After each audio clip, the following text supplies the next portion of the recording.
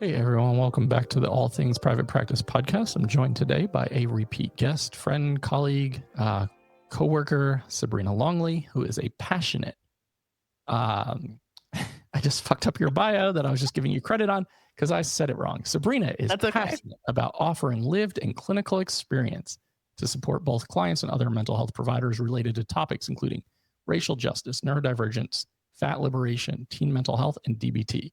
She works to honor her own lived experience and the lived experiences of other marginalized folks to promote ethical and just mental health care.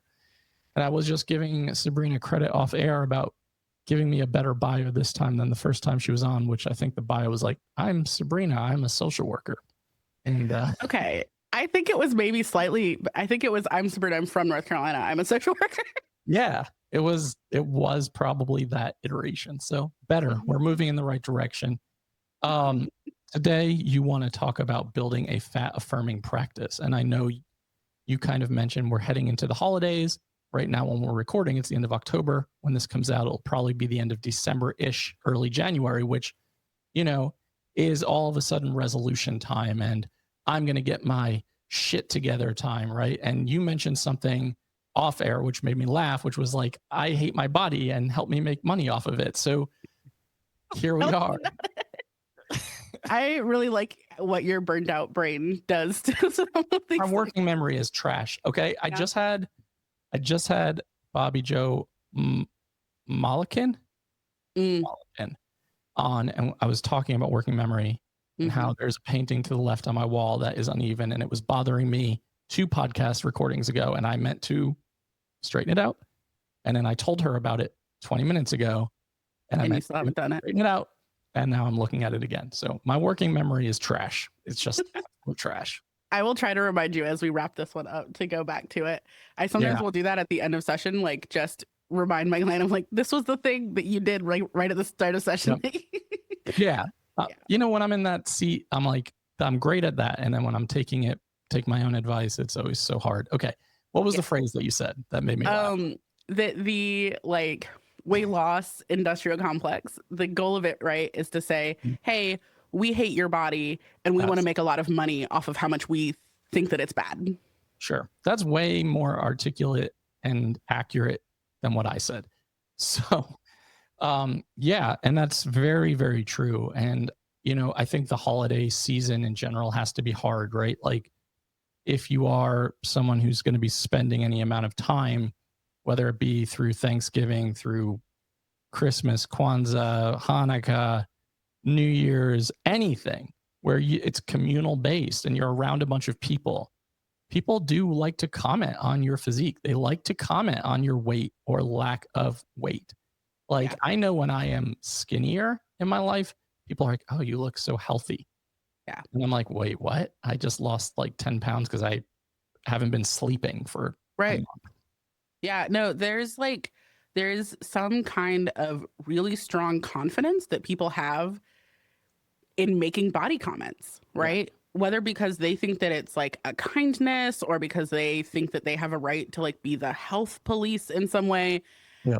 I will often be like, oh my God, Dr. Bean, is that you? Like my doctor, you're all of a sudden here and making comments on my body that you have never made before as my healthcare provider, right? Like, but somehow we're very emboldened to make body comments. And I think a big part of it is that like anti-fatness is a really, really big part of most systems. It's one of the last things that the right and the left politically agree on, is that fat people suck and they're lazy and they're bad and they deserve nothing but like shame and pain.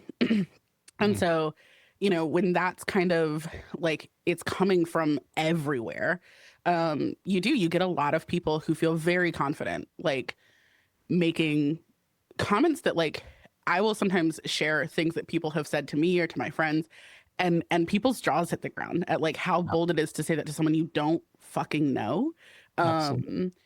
Especially when it's like there's all that old trope of like, oh, you know, you ask someone when they're due and they're not actually pregnant. It's like, I don't think that we pay enough attention to how harmful that can actually be, right? In a lot of different ways. I've watched it unfold many times, like people coming up to my wife in stores and like touching her stomach, which is a whole nother conversation of how people feel like they should just have access to um, people's bodies, especially people who have uteruses bodies. And Especially Black people who have uterus yes, bodies, or yeah, people that they perceive to have uteruses, right? Like there is this yeah, like, oh, and it always harkens back to me of like Black people used to literally be put in petting zoos.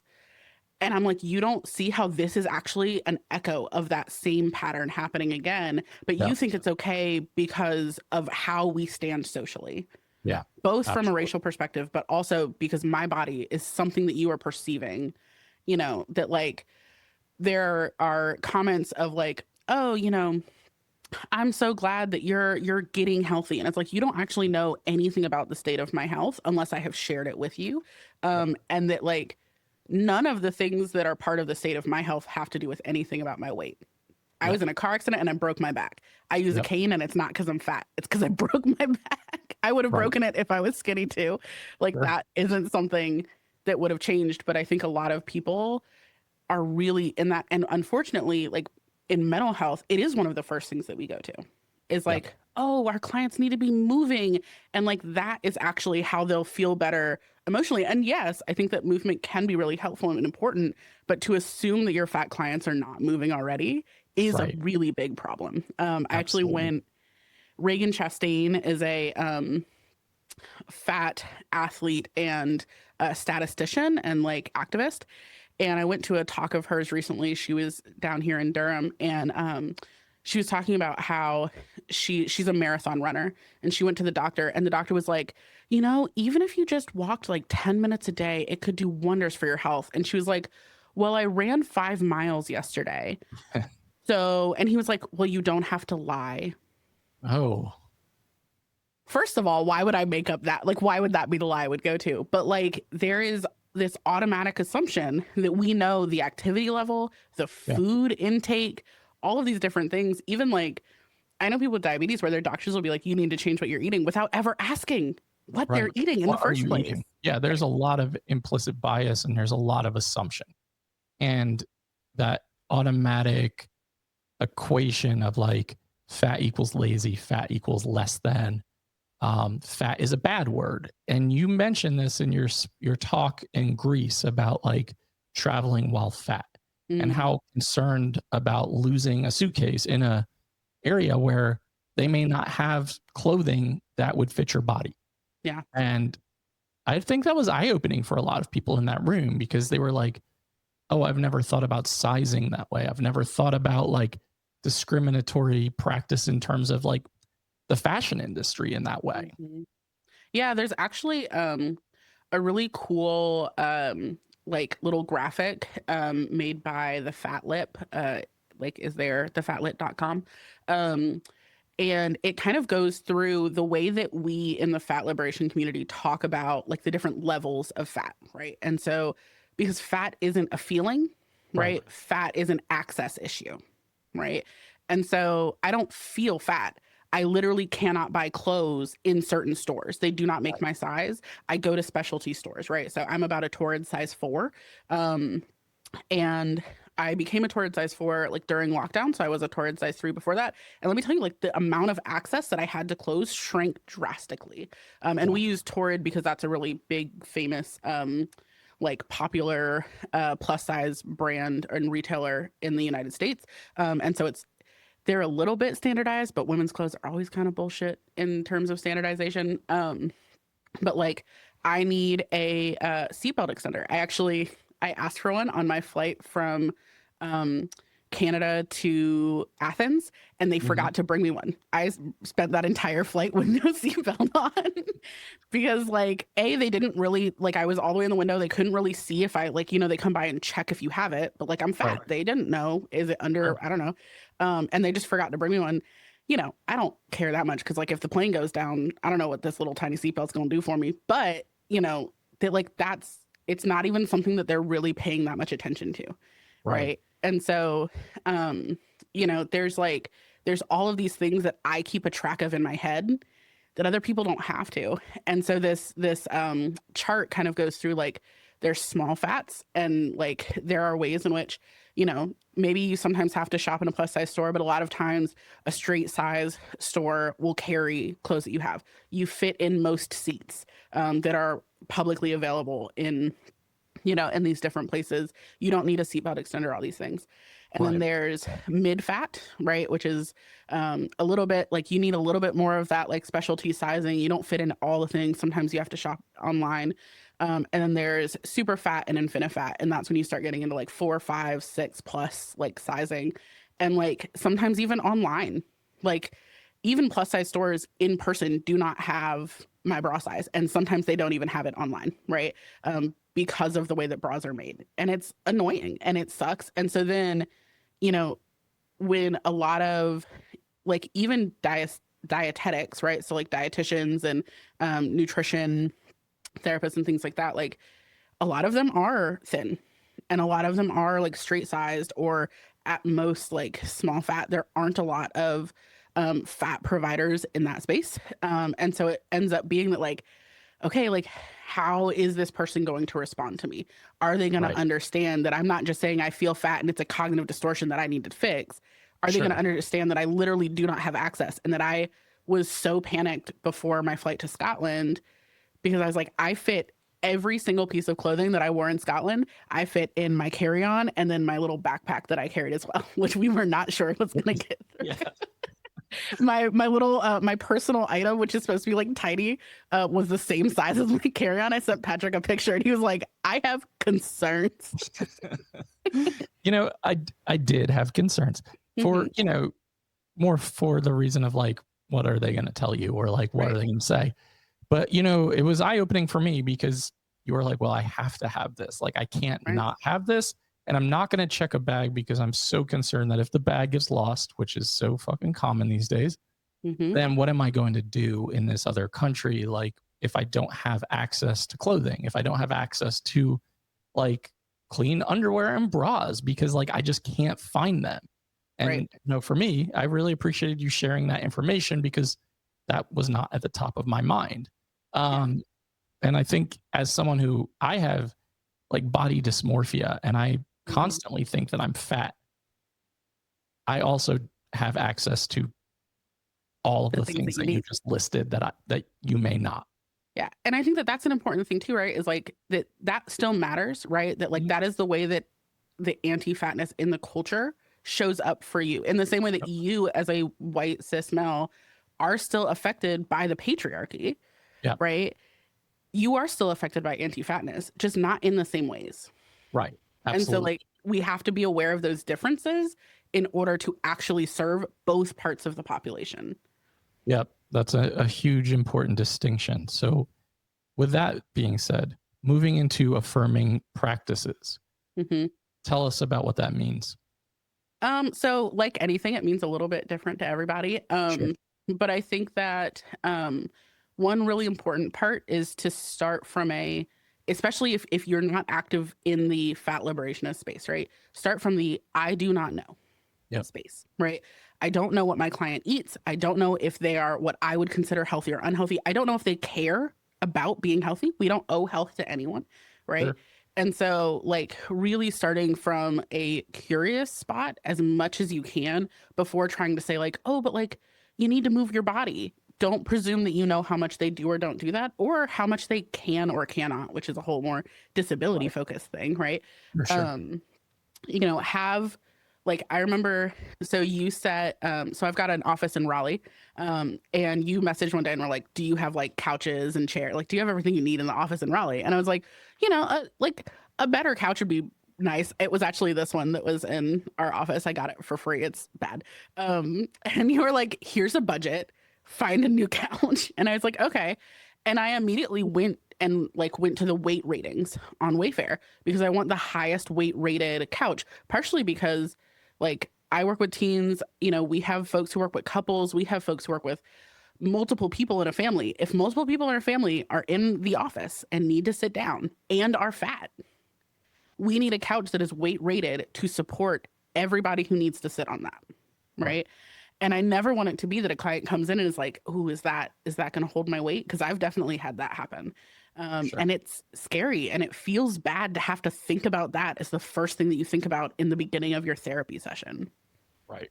Yeah. When you're already self-conscious enough as it is about whatever else is going on and how am I going to be perceived? Now, how am I going to be perceived because of my body? And Exactly. having to almost go into some of those sessions if you are not explicitly stating that you practice from a fat liberation, health at every size, affirming practice, that maybe my therapist is judging me because of how I look. Yeah, Maybe exactly. my And that can doctor make is it judging me because of how I look. Yeah. right. And that can make it even harder too for clients to come forward and let us know what they're struggling with, right? So like, you know, are they struggling with telling you about their dating life or like their romantic goals because they're worried that you're going to say, well, if you lost weight, more people would be interested. You Mhm. know, are they struggling to tell you when they're not eating because they don't think that you'll believe them? Right. Right? Yeah. Making them more at risk for, you know, complications that might be medical or mental health wise with like disordered eating patterns. Right. Or shaming based Mhm. on perception or what I think you should be doing or not be doing. I know, just shout out to Cindy Miller, who anytime I'm like, I'm going to eat cake for breakfast, I'm going to text Cindy and she's going to be like, fuck yeah, you should do that, because I can get real judgmental about my own Mhm. experiences very quickly. Because again, being in a headspace of dysmorphia, I'm like, you should not do these things. And this is what's leading you to feel this way. But in Mhm. reality, there's so many factors, right, that we do not know for our clients about their chronic health, their disabilities, their chronic pain, their immune systems, like genetics. There's so much behind the scenes. And if we just completely make assumption, if I was to go into my therapist's office or doctor's office and be like, yeah, I've been eating cake for breakfast every day, they would be like, do you want to see the nutritionist? And I'm Mhm. like, no, I want to do this. Like, this is what I want to fucking do. And like they don't actually know if that's having, I mean, like asking that question before you've seen blood work, before you've Right. seen like anything that is indicating that you are in poor health in any way is like wild to me. Like we don't do that for other things, Right. right? And so like if you were, you know, whatever the version of healthy that they are thinking of looks like, and you Mhm. said I'm eating cake every day for breakfast, the assumption that they might make is, oh, but you're going to the gym and you're working it off, or oh, you're doing whatever else you need to do to be healthy, and Yep. so we're okay with that.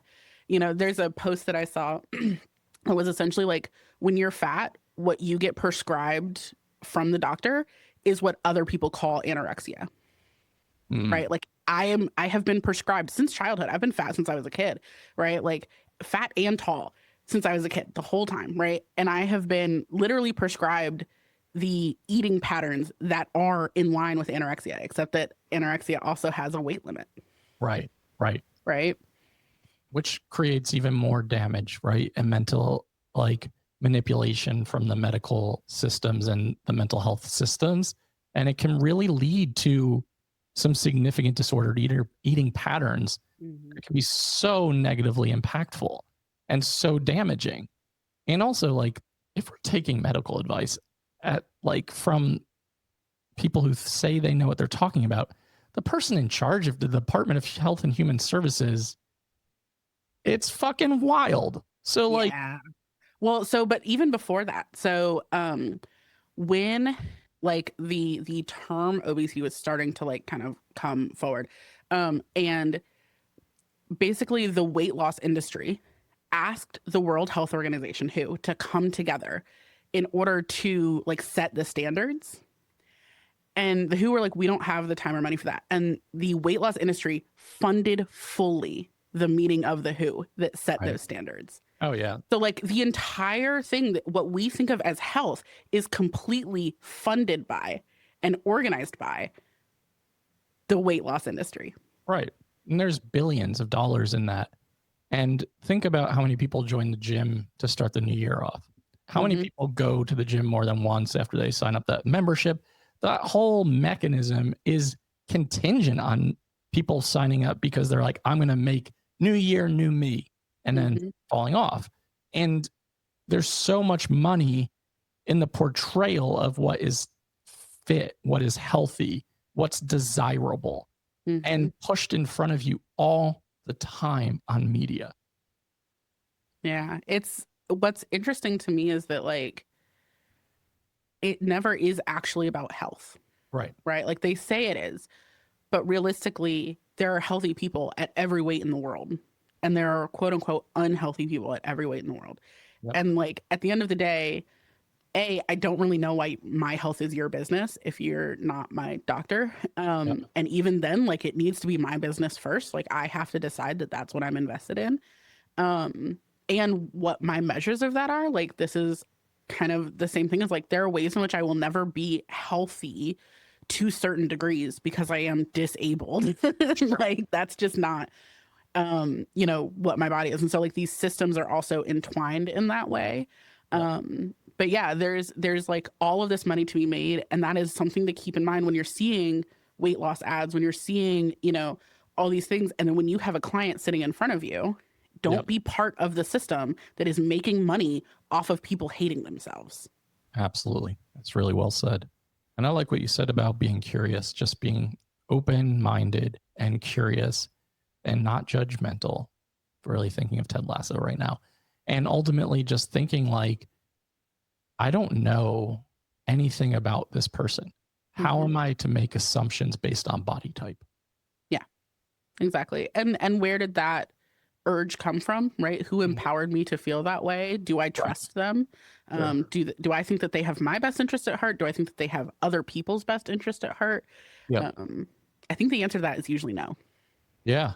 And I think that sucks in a lot of ways when we're talking about like therapists, medical professionals, people who work in the quote unquote health industry, but it's a complex in itself, right? So like that's a whole nother fucking pathway, but that it's a complex in itself when we're deciding who's healthy, who's not, who's functioning optimally, who's struggling. I mean, hell, we're in a time period right now, societally, where a bunch of, well, not a bunch, millions of people are about to lose access to food security. And a lot of narrative is going to be like, those people are fucking lazy. Those people Yeah. don't fucking care. If those parents cared about those kids, they would work harder.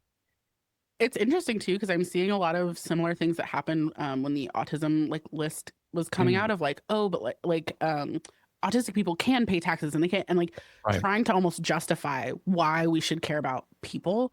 Right. And that's kind of the same thing that happens, right? Is like there are good fatties who want to be thin and who want to do all these things and who starve themselves and all this shit. And then there are bad fatties who like don't do any of that or pay in or Right. play into that.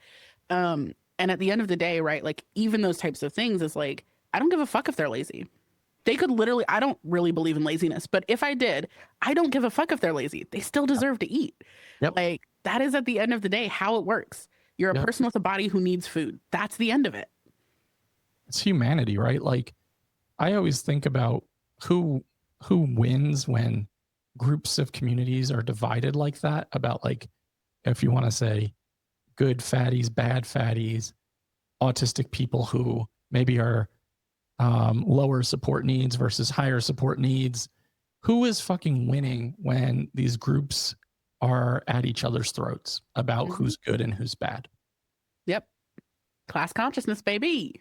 Yeah. And it's a weird time to like be alive in terms of like what a meta experience to constantly be examining this stuff in real time and to be seeing it on social media and in front of your face at all time and in all sorts of different media, and to almost be conditioned to believe and react a certain way based on what's put in front of your face. Yeah, exactly. Yeah, I think that that's another part is like really making sure that you have diversified media consumption, because we all consume media, whether it's social media, whether it's books, whether it's podcasts, whatever it is. Like make sure that you're listening to fat people, that you're watching how they live their lives with the ones who have shared it with you. Like I got a comment on an Instagram post the other day that was like, people always tell me like, it's not my job to educate you. Yeah, because the education exists. There are tons of fat people who have written books. There are fat people with podcasts. I have one myself. There are fat people who are on TV and in movies and who are making TV and movies. Like the narratives are out there. Sure. go and find them, right? And then Absolutely. engage with them. And then that way you also have more resources to share with your clients. Yeah, that's a really good point. One thing that's coming to my mind is, we've kind of been creating some new web pages and services pages on our website for Resilient Mind Counseling, and how you were mentioning to our person who's helping us with web design, like it's really hard to find images of fat people God. because we want to obviously create and model representation.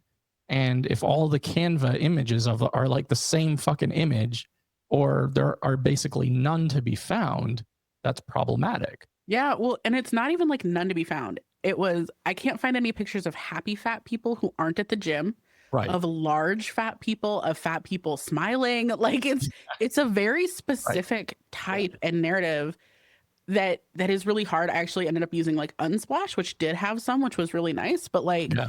it is actually one of those things where you'll see an image that's like, oh my God, we love diversity, and it's all thin people. It's Right. people of every shade, of even like there's different disability status, but it is all thin people. Sure. And like that's the kind of stuff that like really gets me. And even when it is fat people, it'll be, thin waist, like hourglass shape, like a particular type of fat person, right? That there's like hierarchy in all of this. And there Or doesn't they have just to be. look miserable and depressed and like my And they're life is wearing gym all. clothes. Yeah. Yep. Yeah. Yeah. And I'm glad that, that's something that you brought up in those meetings too, because again, needing the voices of people with lived experience to be able to say like, hey, this is not representation, right? Like we need to do better. So if you're listening and you're like, I support health at every size and I offer fat affirming therapy and your website is all skinny people, it may not send the right message. I have a story about that for you after. Yeah.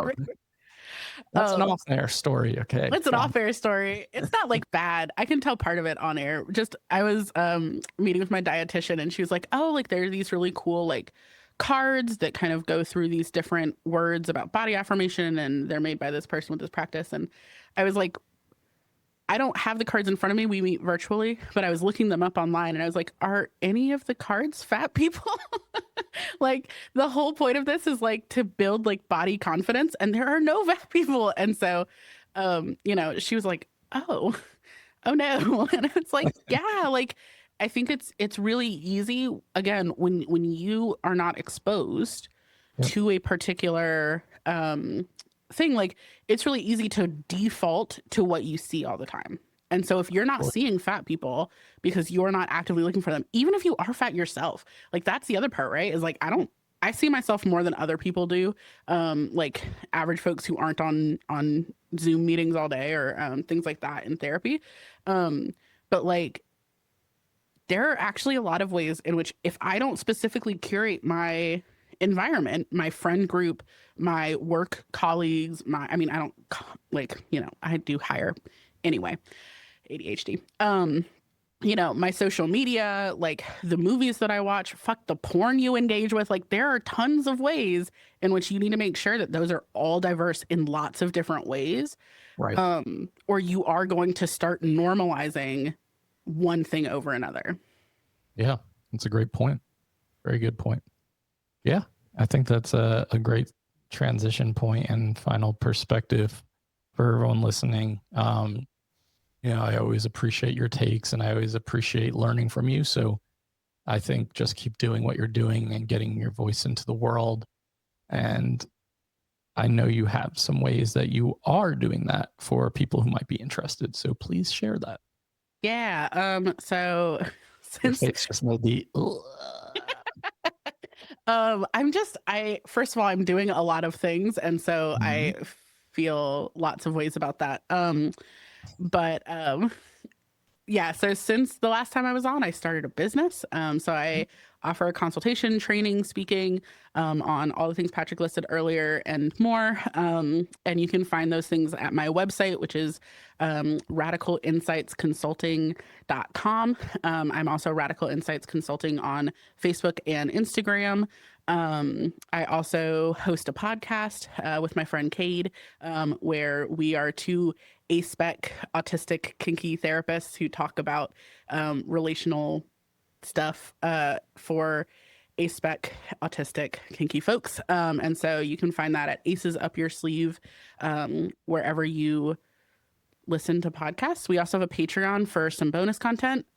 We actually have an episode coming out soon with our friend, Patrick and I's friend, Jamie, where she talks about like how to make a dating profile and how to like use the apps. Oh, it's such a good episode. And the bonus content with her will be on our Patreon. So that's really fun. And you can also find us at Aces Up Your Sleeve on Facebook and Instagram as well. So yeah. Sweet. We'll have those links in the show notes for all of you so you have access to everything Sabrina just listed. Thanks again for coming on, and I'm sure I'll talk to you in a lot of different ways over the next couple of hours. That seems highly likely given our track record. And to everyone listening to the All Things Private Practice podcast, new episodes are out on Saturdays on all major platforms and YouTube. Like, download, subscribe, and share. Doubt yourself. Do it anyway. See you next week.